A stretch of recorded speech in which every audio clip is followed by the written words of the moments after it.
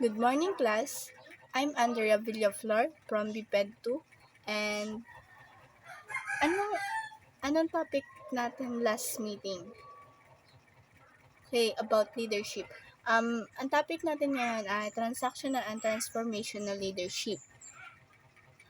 And dadako nga tayo ngayon sa ating activity para ma-motivate yung inyong sarili. And ito, direction. Choose your answer from inside the boxes. Pipili kayo dyan ng sagot dito sa hinanda kong mga tanong. Yan, screenshot nyo na lang and check natin later.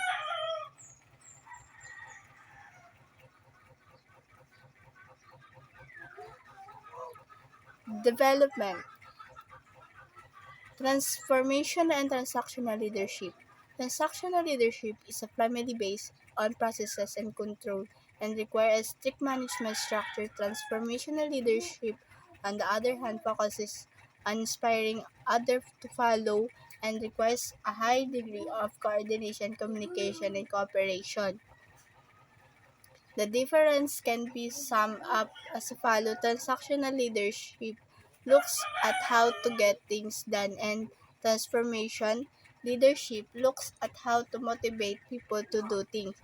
If you're a leader in your field of work, you might wonder what this leadership style looks like in practice. Essentially, they are a continuum rather than opposite. An infographic comparing transactional and transformational leadership.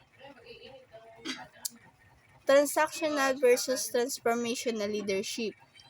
Transactional leaders occur when followers are moved to complete their roles as agreed with a leader in exchange for a reward.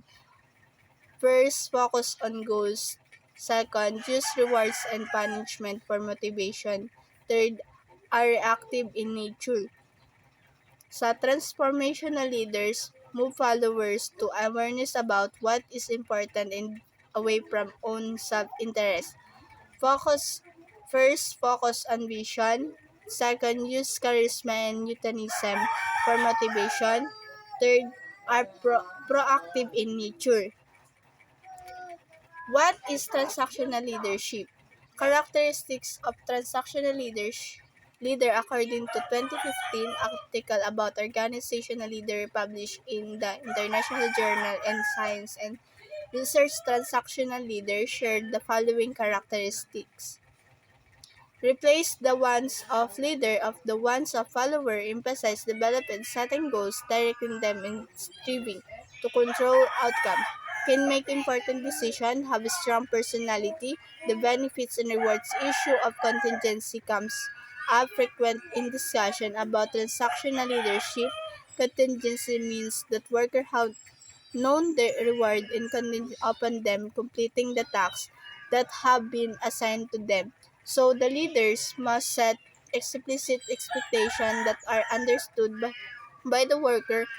If this transactional process is not clear, a leader might appear to be practicing a coercion by not sharing common goals and tasks with an employee.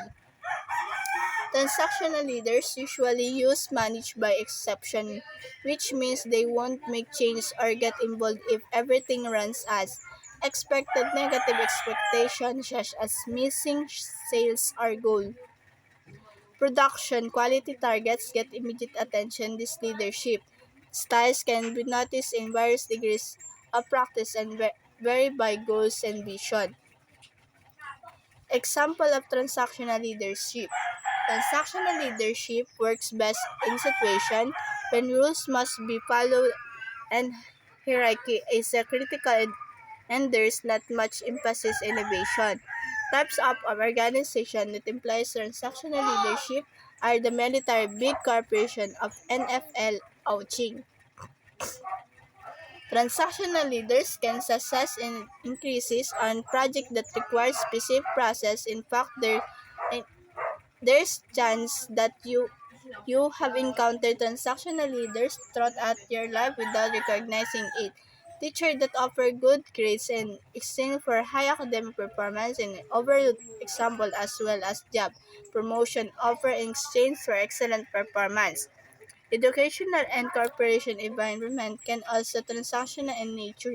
University leaders use procedural system to be able to grade students and motivate them to perform better for academic success. Corporation use well-defined model to compensate for employee performance. What is transformational leadership? Characteristics of transformational leader, psychologist Ronald E. Regia identifies four elements of transformational leaders. First, idealize influence. Leaders hold, share, and demonstrate core values and trust. Second, inspirational motivation. Leaders motivate workers by conveying confidence and sense of purpose.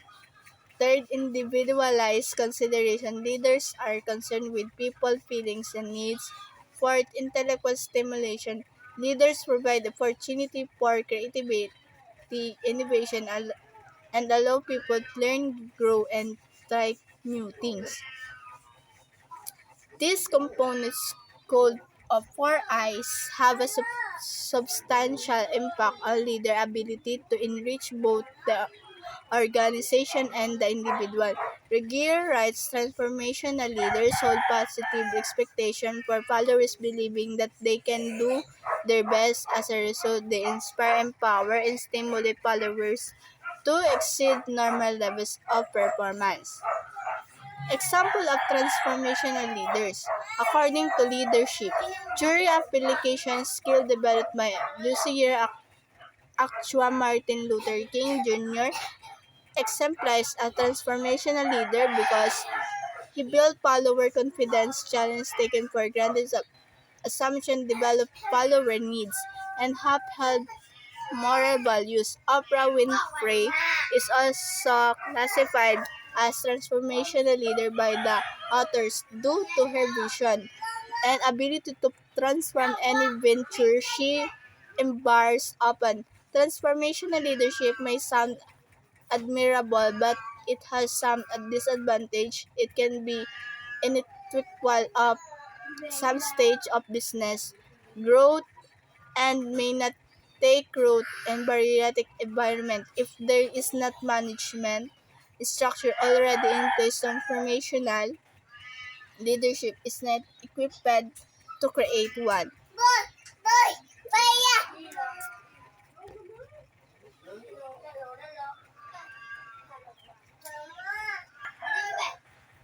Okay, class, may nanda ako dito ang activity. Tawag dito sa activity to ay jumble letter. Basahin ko muna ang direction. Arrange the letter. So, arrange nyo lang yung mga letter na nandyan. Then, sabihin nyo sa akin kung ano siya. Okay, let's start. 1. Yes. Okay, leadership. Tama. Second. Yes, transactional leadership. Third. Yes, transformational leadership.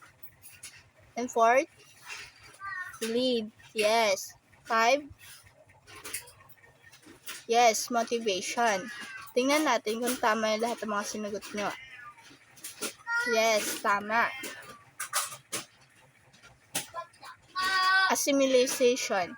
Direction. In a whole sheet of paper, choose your answer inside the boxes.